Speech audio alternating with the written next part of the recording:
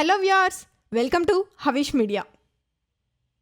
సూర్య birthday సందర్భంగా ఈ cinema గ్లిమ్స్ను makers release చేశారు. గ్లిమ్స్లో సూర్య లుక్ మామూలుగా లేదు.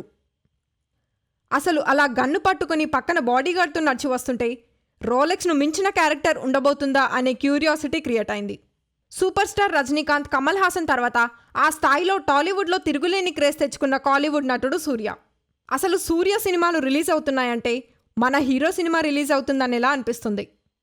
అంతేకాదు, సూర్యను దత్తపుత్రుడు అని ముద్దుగా పిలుచుకుంటుంటారు కూడా. సూర్య అంటే మన తెలుగువారికి ఎంత ఇష్టం అంటే ఆయన నటించిన 24 అనే సినిమా తమిళంలో ఫ్లాప్ అయినా ఇక్కడ మాత్రం బ్లాక్ బస్టర్ హిట్ అయింది. అంతలా సూర్య సినిమాలను మన తెలుగువారు ఆదరిస్తుంటారు. గజనీ సినిమా నుంచి జై భీమ్ వరకు ప్రతి సినిమాను మన తెలుగువారు ఆదరిస్తూనే ఉన్నారు. అంతెందుకు, విక్రమ్ సినిమాలో రోలెక్స్ అనే క్యామియోకి మన తెలుగువారు చొక్కాలు చింపుకున్నారంటే మామూలు విషయం కాదు. ఇక ప్రస్తుతం సూర్య కంగువా మూవీ షూట్లో బిజీ అయిపోయారు. శివ దర్శకత్వం వహిస్తున్న ఈ సినిమాపై ఆడియన్స్లో ఉన్న ఎక్స్పెక్టేషన్స్ అంతా ఇంతా కాదు. ఇప్పటికే రిలీజ్ అయిన టీజర్ గ్లిమ్స్లు మామూలు అంచనాలు క్రియేట్ అవ్వలేదు. పీరియాడిక్ డ్రామా నేపథ్యంలో తెరకెక్కుతున్న ఈ సినిమాలో సూర్య యుద్ధవీరుడుగా కనిపించనున్నారు. ఈ సినిమా తమిళం నుంచి తొలి 1000 కోట్ల బొమ్మ అవుతుందని ట్రేడ్ పండితులు చెప్తున్నారు. అంతేకాకుండా ఈ సినిమా దాదాపు 38 భాషల్లో రిలీజ్ చేసేలా మేకర్స్ సన్నాహాలు చేస్తున్నట్లు ఇన్సైడ్ టాక్. ఇదిలా ఉంటే ప్రస్తుతం సూర్య లైనప్ సాలిడ్గా ఉంది. ఒకవైపు కంగువా షూటింగ్ పూర్తి కాకముందే కార్తిక్ సుబ్బరాజు దర్శకత్వంలో ఓ యాక్షన్ డ్రామా సినిమా తీస్తున్నారు.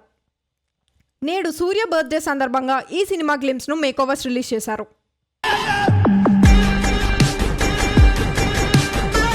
గ్లిమ్స్లో సూర్య లుక్ మామూలుగా లేదు. ఎక్కడో సముద్ర తీరాన ప్రేమ, సంతోషంతో పాటు యుద్ధం, ఒకరి కోసం చూస్తుందంటూ సూర్య డాన్ మేకోవర్లో చంపేశారు.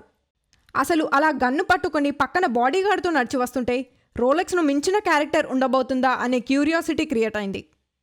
మరీ ముఖ్యంగా చివర్లో గన్ పేల్చి ఇచ్చిన ఎవెల్ స్మైల్ మాత్రం నెక్స్ట్ లెవెల్. అసలు చూస్తుంటే కార్తిక్ సుబ్బరాజు ఈసారి సూర్యను మామూలుగా చూపించడం లేదని క్లారిటీ వచ్చేసింది.